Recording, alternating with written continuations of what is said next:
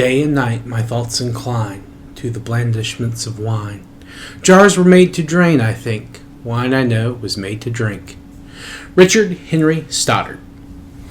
Welcome to this week's episode of Warfare, Advancement, and Revisionism. My name is Preston Floyd, and as always, I'm your host.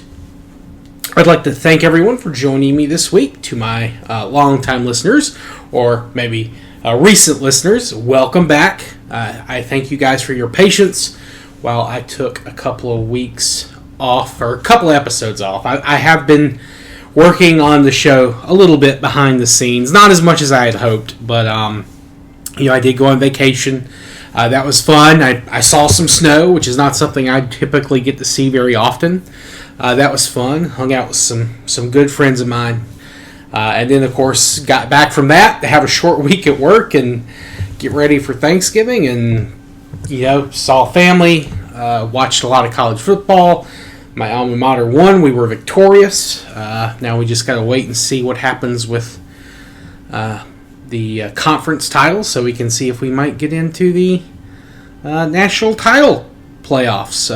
Long shot, but it is possible. We are not mathematically eliminated yet. So, but with all that stuff out of the way, if you're a newcomer, welcome. I just took a couple of weeks off. I haven't done that in a little while.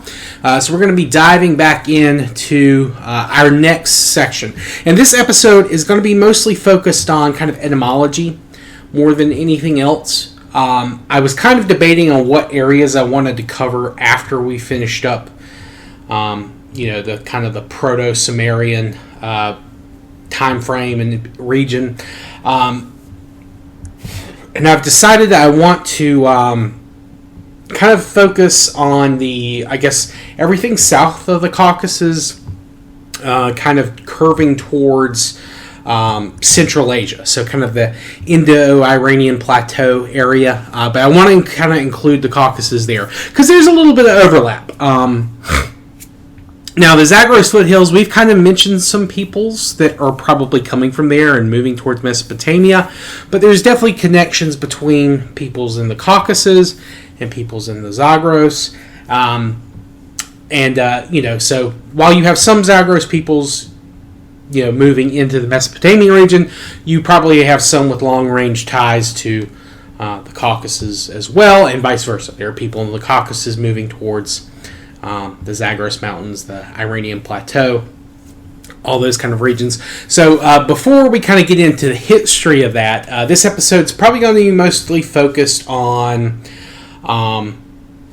etymology of some of the geographic features that I've maybe mentioned before, but I haven't gone into huge detail on. So this one's kind of just going to be kind of a reintroduction to the region, talk about the mountains, hills, rivers, valleys, that kind of thing. They're going to be so important to the material cultures that are beginning to, or who have been in the region and are further developing and evolving.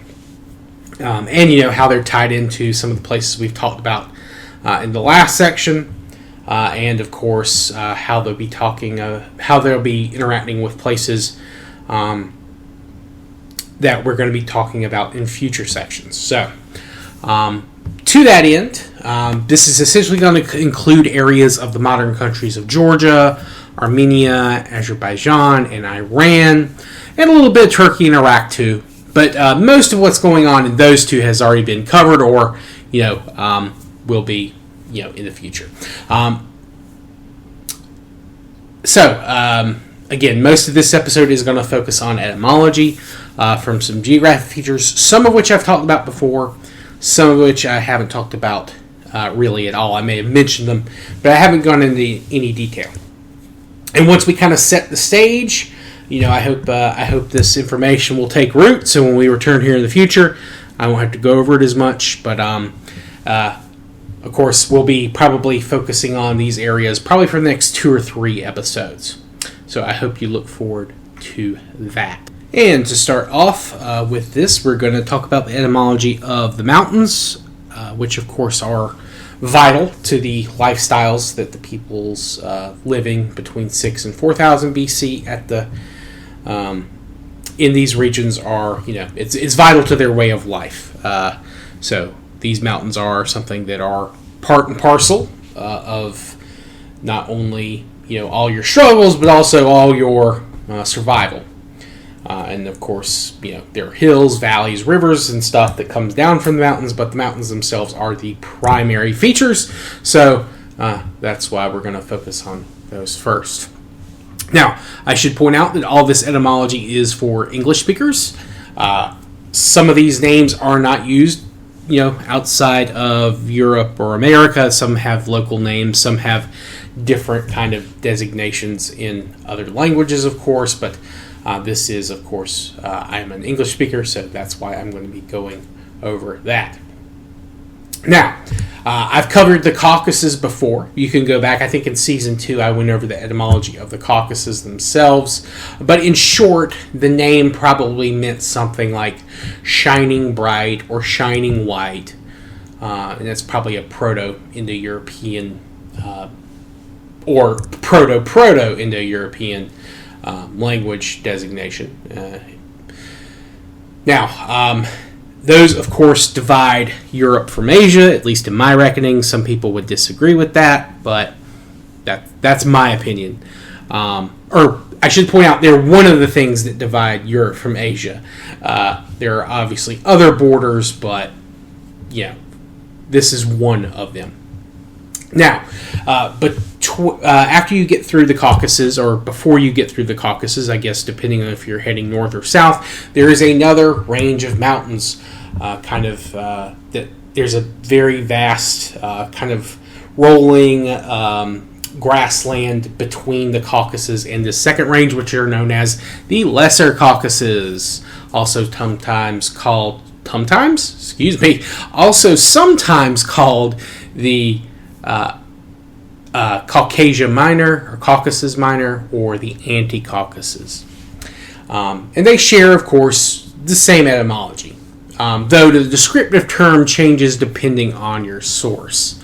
Anti being Greek, Minor being Latin, and Lesser being English by way of the Proto-Germanic, I'm going to butcher this, Lycesian.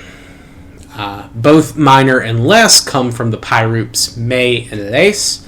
Both meant small, but lace was probably used in a more comparative sense, while me probably just meant small in general. Of course, both of those initial roots drifted differently to technically cover the other's meaning, but if I'm being honest, anti makes more sense as it can mean opposite or opposing something. And the Anti-Caucasus are fairly parallel to the Caucasus mountain range directly. And there is, again, that large valley between them.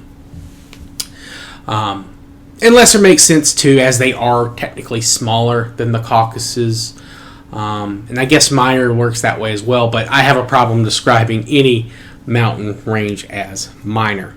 But there you have it. So I'll probably use Anti-Caucasus or Lesser Caucasus in my readings, unless I'm quoting directly from a source that says otherwise.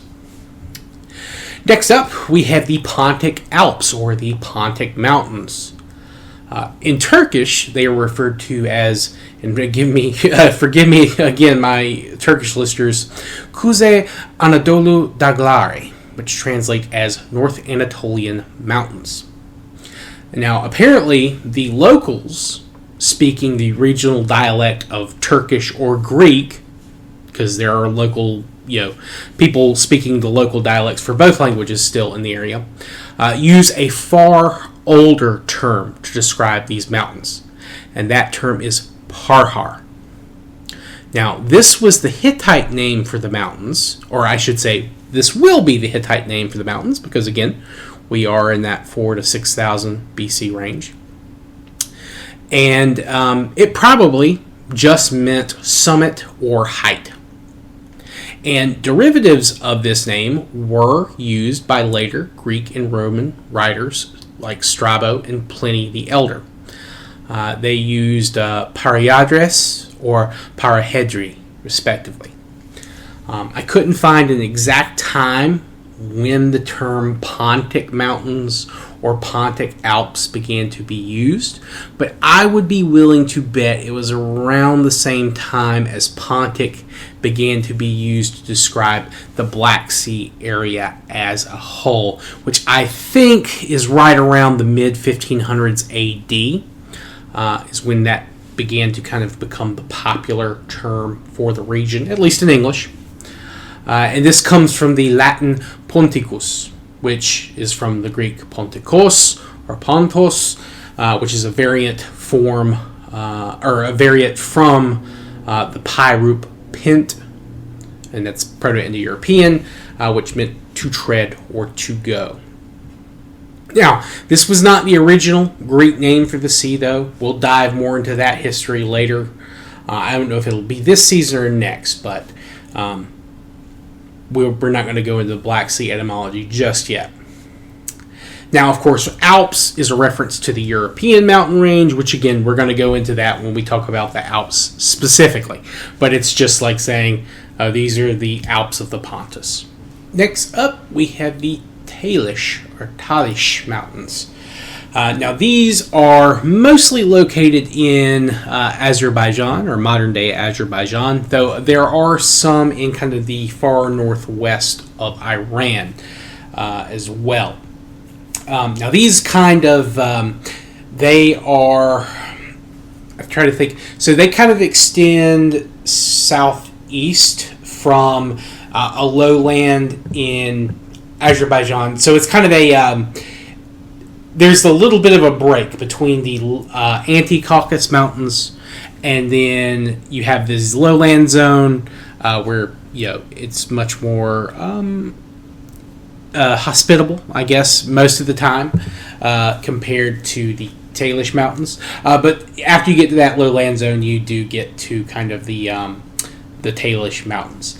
Now, the name on this is not known.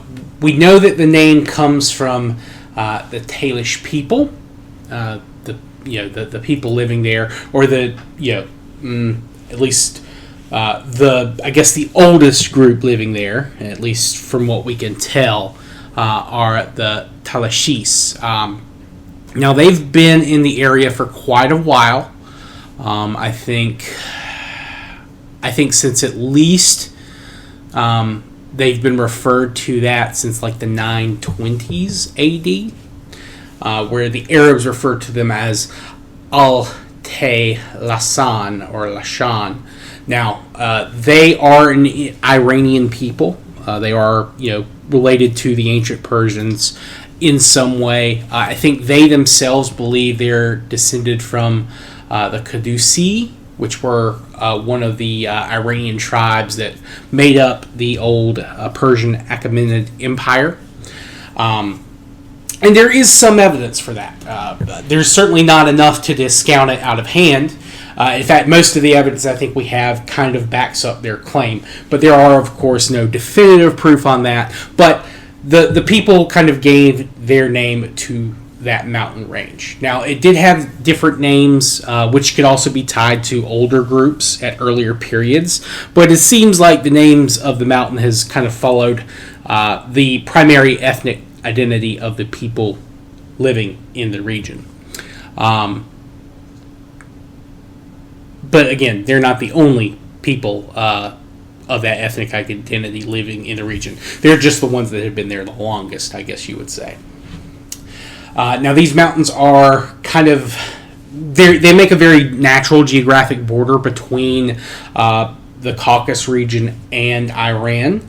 And that's not just modern Iran. That's like, there's a lot of cultural differences between the two regions, even though they're very close. And that's something that you'll see happen a lot with mountains.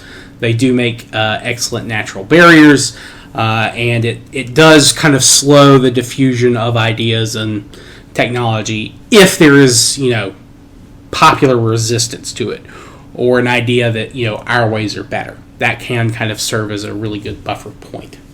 Now, these mountains are also part of the reason that the Talish people have been semi-independent from a lot of the more powerful centralized governments. When they're loyal, it's not a problem. But when they are in a more leave us alone mood, they can, hold out. They can kind of stay out of people's way, and going to them is a huge pain in the butt, historically speaking. But there are periods where they are more receptive to the central government, and there are times where they just kind of want to maintain and do their own thing. But that's all, of course, stuff that comes up later.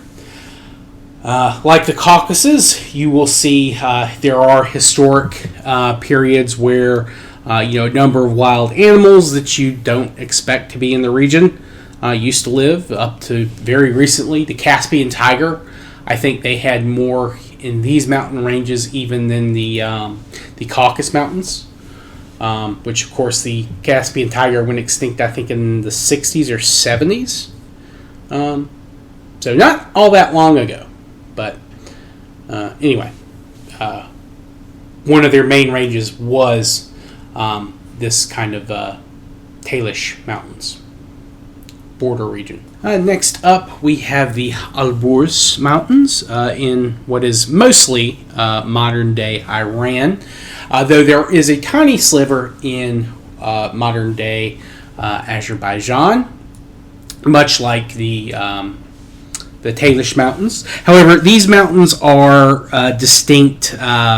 Their stone is a little bit different, and of course they have a different run. These almost curl entirely around the southern portion of the Caspian Sea, but it has a different set of plant life and things like that because of the the environment. Though there is a lot of overlap in animals. There's a lot of the same ibexes.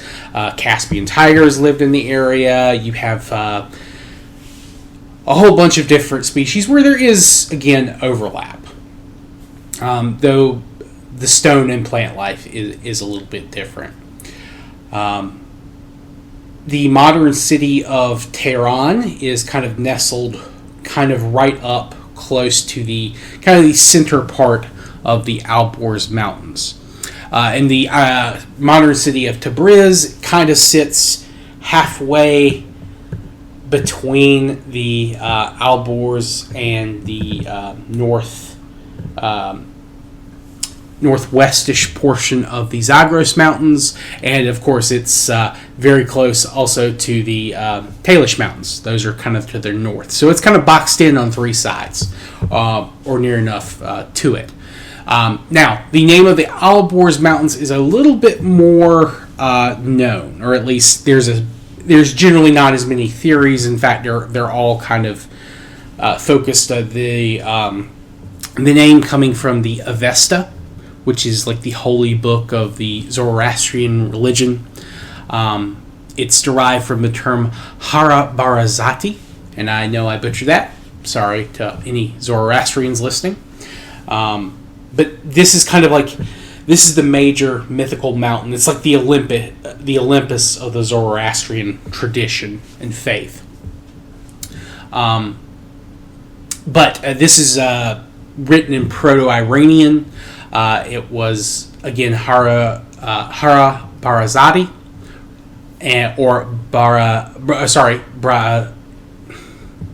Hara Brazati is another abbreviation for it. It essentially meant like high mountain rampart or high mountain guard, something along those lines. It's believed to have come from something along the lines of the Proto-Iranian. Not Proto-Iranian.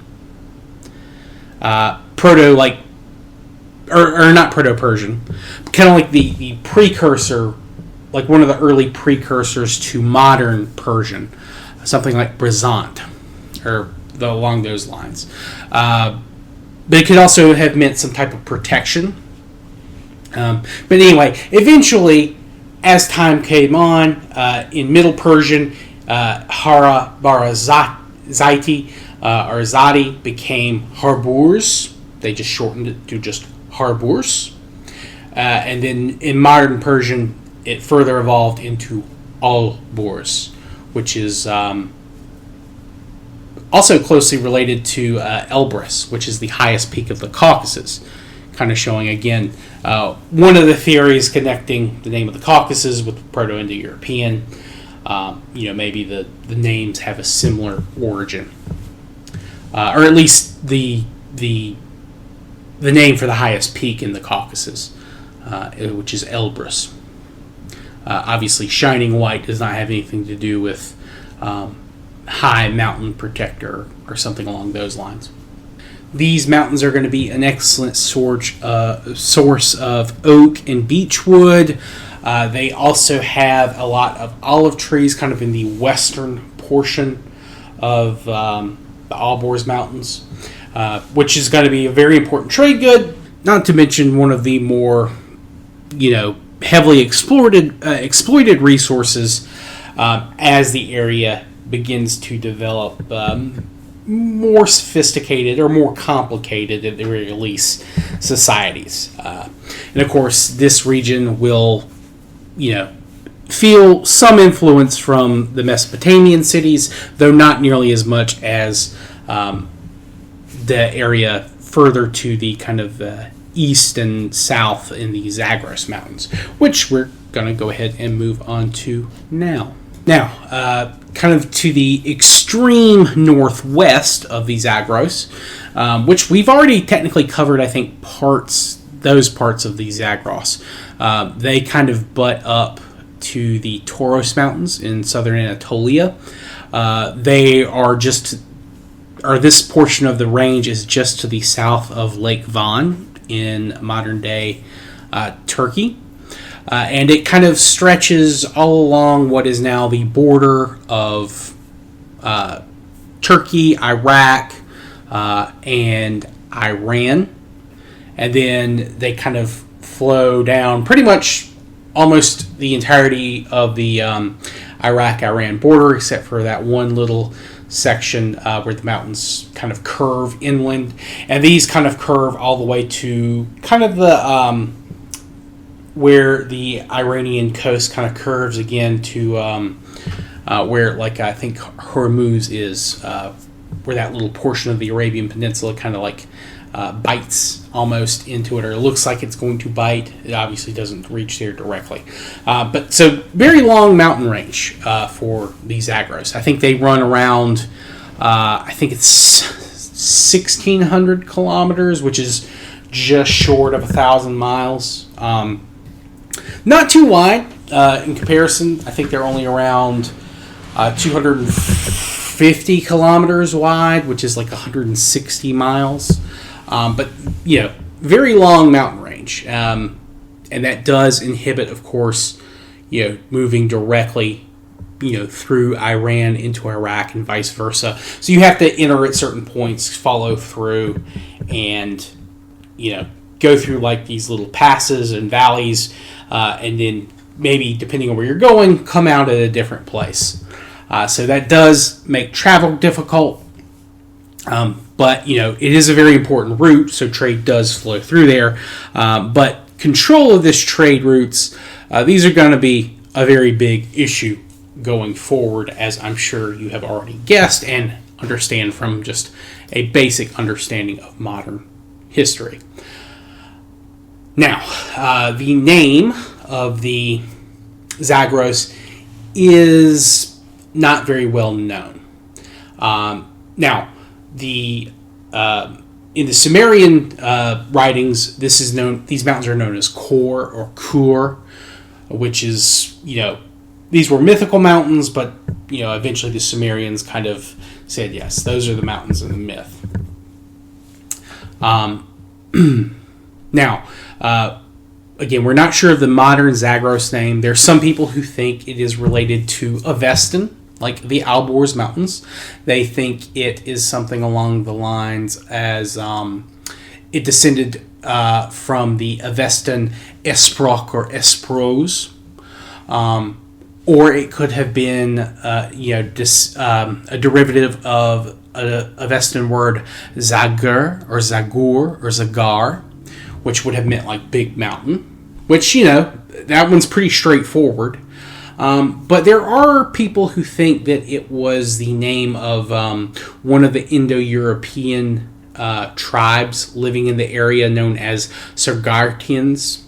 And these would have been related to, probably would have been related to, at least linguistically, if not ethnically, a lot of the other Indo-Iranian peoples. Because there were several Indo-Iranian groups moving through the Zagros in both the early historic period and even the prehistoric period.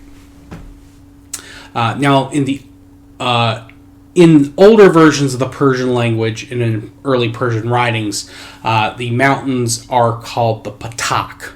That's P-A-T-A-Q. And that name is actually still used for a portion of a different mountain range. The Persians, I think, began to use Zagros at kind of towards the end of, I think it's the 1700s A.D. And this was when a lot of the European authors writers and travelers were really beginning to take a bigger interest in the region for a number of reasons, but also mainly, a lot of it had to do with the Greek classics, the Greek and Roman classics. The Greeks used Zagros, and it kind of became, something that the dynasty at the time began to use internationally. Though I don't know that they really considered all of those ranges as really one at that time. I think there was a very local kind of flavor to the naming convention. You would defer to whichever group lived in a specific range or part of the mountain range. So there were a lot of local names, and they just kind of gave the overall term, gave into the Greek form of the overall term. But obviously there were a lot of Iranian peoples who had their own section of the mountain that they considered theirs, that portion or that segment is still in use to some extent. So the Iranians, at least at the period we're talking about, they didn't really have a name for the range as a whole. They kind of deferred to local customs and administrations. But there are, of course, I think some traditionalists, and I mean like hardcore traditionalists, not like the theocratic government today. But I think there's a growing number of, and I don't know if it's a huge portion of the population, but there is more of an interest in ancient Persian tradition and customs. And there is, I think, in some circles, kind of an idea that maybe they should rework the name. But I don't think that's very popular. At least as far as I know. But that's just some stuff I've read online. That could be completely overblown. It could be, weirdos on the internet that I'm just stumbling upon looking for etymology information. And they could be, a much smaller group than my understanding would leave us to believe. So take that with a grain of salt. But the Zagros Mountains are really, like reading about them recently, really makes me want to see them. I doubt I'll ever be able to go, but it would be fun to visit a few places in there. They look very interesting. Now, much like the Alborz and the Talysh Mountains, it has their own kind of variety of animals and plants. I didn't read anything about the Caspian lion being found in the area. I'm sure there were maybe one or two, but there were a lot of mountain lions. This is one of the big areas where you would see the Asian lion would be found in that range. Fairly late in history, from my understanding. But this is kind of a good area to move, through. If you wanted to bypass having to go through Mesopotamia, You could just stay in the mountains and kind of move on the outskirts of Mesopotamia if there was some reason you didn't want to go there. And I think that there are periods where that might be something people want to do. And we'll go into that, of course, much later. Trying to think if there was anything else. These are formed where the Arabian plate is hitting the Eurasian plate. All these mountains, as far as I know, still have some seismic activity, the ones we've been talking about today. However, with the possible exception of the Caspian, I don't know that they have much seismic activity these days. But I think the Zagros Mountains by far have the most seismic activity going on in them. There are periods where earthquakes and disasters following earthquakes happen that will be engines of change and chaos and all that kind of stuff, which again we'll go into all that kind of stuff later. These Zagros Mountains are also home to two of the more important water features, I guess, for lack of a better term, that we'll be talking about, when we discuss these regions. One of these is Lake Urmia. Now, this is a saltwater lake, and it's kind of in the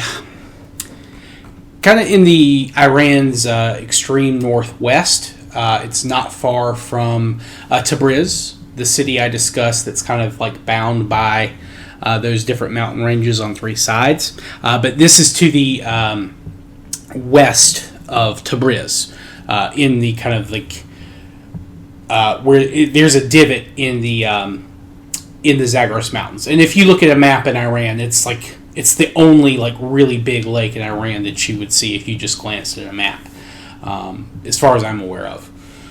Now this is a saltwater lake. It does not have an outflow to the sea. All the water collected from the various streams and rivers from the area, and any kind of rain that gets through. Not that there's much, at least in the grand scheme of things. All of that kind of gets collected in Urmia, and then of course it evaporates over time. Now I think this lake has begun to shrink recently. I think. Well, it's actually shrunk a lot. I think it's 10% of its former size since 1998. Now, part of this is because of there's been a very long-running drought in Iran, but they've also been damming local rivers that kind of feed into it, and they're pumping out groundwater from the surrounding area. And part of that, again, is due to drought. They need the water. But I do think that in the last couple of years, at least a couple of times, that it did begin to see a little bit more precipitation in the region. So hopefully it'll begin to get back up a little bit closer to its former size. Now, the origin of the name is one of those things that's also debated. Some people think that it is Urartian, and the Urartu are like an Iron Age people that kind of lived in the Armenian highlands. There's several, they were around Lake Van as well.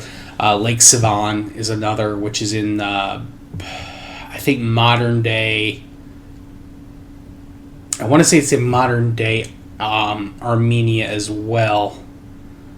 But it may also have been modern day Azerbaijan. I'd have to check the map again. But they had a number of settlements and sites all throughout these mountain ranges that we've been talking about. So it's very possible the name came from them. Some people believe it's Indo-Iranian, which it would have come something like from the word Urmi or Urmia, which would be like wavy. But then there's also another theory that it came from like one of the Assyrian Chaldean languages, which it would have just been Urmia, which would be the city of water, Mia. So make of that what you will. it's debated. I think the second two are more likely, but that's just me kind of breaking it down etymologically. I haven't really dived into, the Urartian language too much just yet. So maybe there's a good explanation there. Also, I haven't read the historical sources, so I don't know, what it might have been referred to in earlier periods. There's always a chance that there's some passing mention to some lake that no one knows exactly where it is, and it could be described by one of those. So I'm gonna hold off on a bigger judgment until I get more information. And interestingly enough, the first signs of really large-scale settlement in the region begins right at the start of this season's date, right around 6000 BC. Maybe a little bit earlier, maybe a little bit later. But, this area has been occupied by hominids for a very long time, at least passing through it. Neanderthals included in that, as well as early Homo sapiens. But it is interesting that it's at this point that you really begin to see signs of life, or at least human habitation, around this Great Salt Lake right at this period of time. So just make of that what you will as well. Now, the next thing we need to move on to is the other big feature of the Zagros Mountains, and this is the Karun River. Now, this is fed by a number of smaller rivers and streams, kind of all coming down from various parts of the Zagros Mountains, and then today, this river runs to the south and then a little bit to the west, and it feeds into the Sha'at al-Arab, which is the combination of the Tigris and the Euphrates. It meets them just to the northwest of the city of Abadan. Now, in the past, this had a different name. It was called Pasitigris. And essentially it meant Little Tigris. And then that's what you'll see a lot of early Arab and Persian geographers call it. They'll also name it the Jujail, which is the Arabic for like Little Tigris. But eventually the name Karun becomes more popular for whatever reason. I'm not sure if that was kind of like the Persians deciding to rename the river, or give it a different naming convention than what the Arabs had given it. There was a period of time after the Islamic conquest where the Persians were reestablishing their own political independence, if not, reestablishing their old religious traditions. But that's a guess on my part. That's something I'm going to have to look into later. But the name Karun is actually Karun, is a corruption of the name Hurang, which is the old name for the Karun River, which again, in fact, the Kurang name is still used by one of the major tributary rivers of the Karun. I'm not sure why Karung replace the Pasitigris. Maybe it was something politically related. Maybe it was a shift in the primary tongue of the region. I don't know. I could not find a solid answer. That's something I'm going to also have to research. But these are the big water features that are going to take, or at least where a lot of human activity that we're going to be covering in the next couple of episodes are taking place. Now, there are two other big water sources that we're going to be talking about for the next couple episodes. And these are in the Caucasus / Anti-Caucasus / Alborz Mountains. Sorry, not the Alborz, the Talysh Mountains. And these are the Kura and the Aras rivers.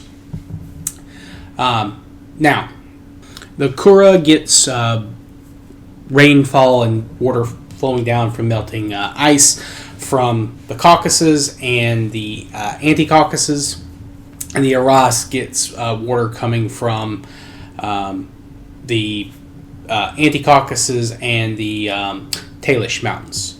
And the Aras eventually does merge into the Kura, and these all kind of flow into the Caspian Sea. But all of these rivers and the little tributaries are very important for the various communities all throughout the Caucasus region, not just for historically, but also in the modern day. Azerbaijan, Armenia, Turkey, Georgia, all are very, very reliant on rivers. Are these rivers and streams coming down from the mountains? Now, the Kura River comes from the Mingrelian language, which is one of the Kartvelian languages, which are the languages spoken in Georgia, or mostly in Georgia. There are other places where they're spoken. Georgian is Kartvelian as well, but the Mingrelian is Kur, means water or river. And it's very interesting to me that, Kur for these languages is water, whereas Kur in the Sumerian languages is mountain. So kind of opposites in that way. Now, I think the Georgian name is, and I'm going to butcher this because I cannot speak any kind of Kartvelian. It's hard to read for me, but it's Mutkvari or Mutkuari. So you can see there's a little bit of overlap there. But that's what they would call the river, specifically in Georgia. In fact, I think there is a, where the river first starts to form, is called the Makarvi, pretty much by everyone. But once you get to a little bit past Tbilisi, it becomes the Kura River.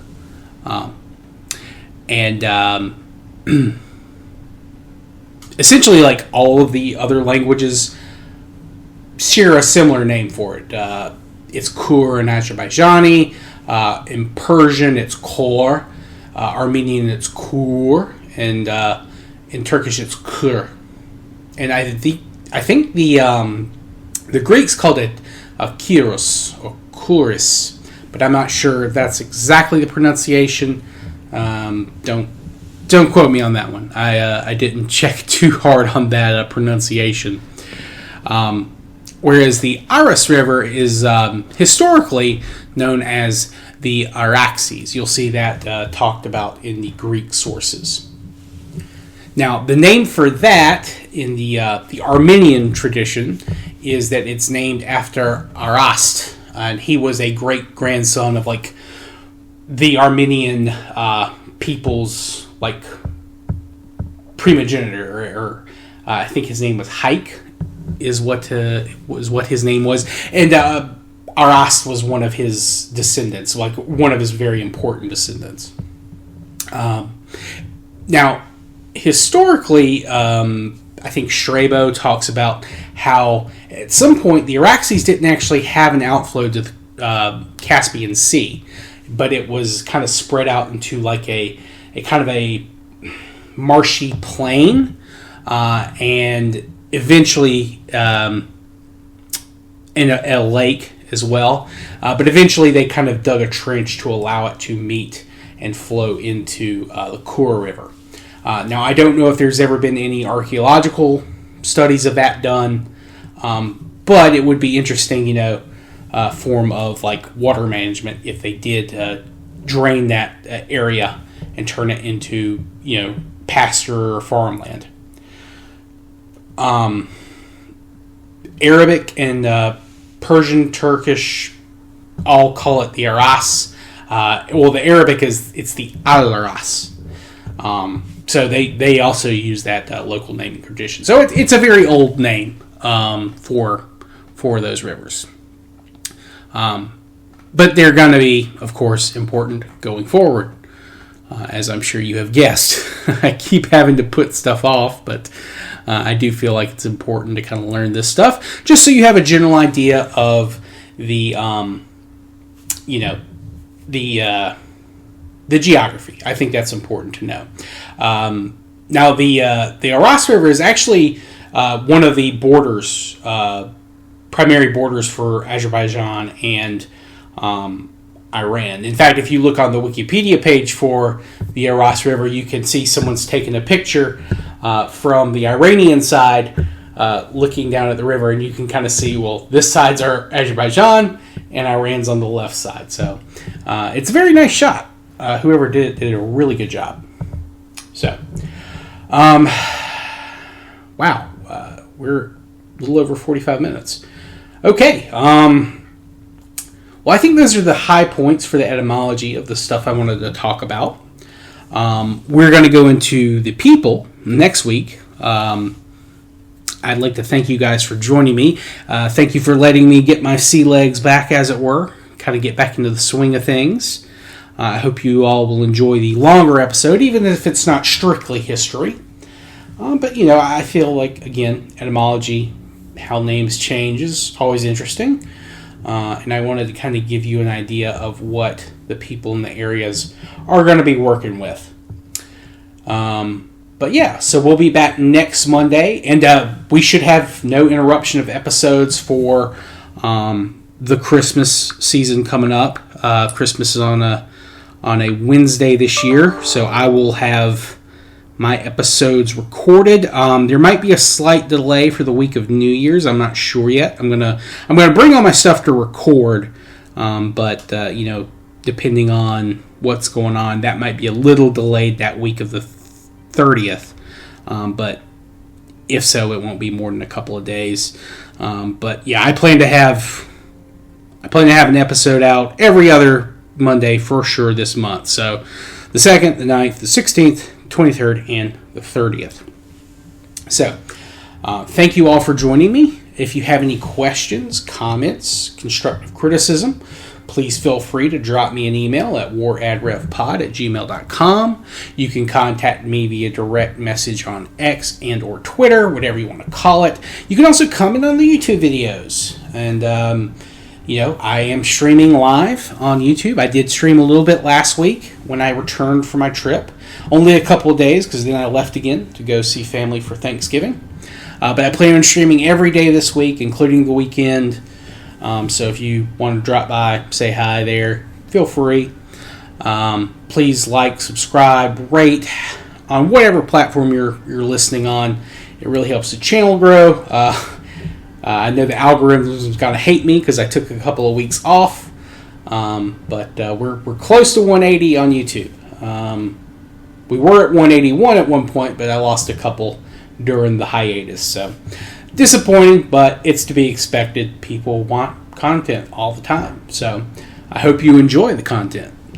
But thank you all for joining me. I appreciate the support.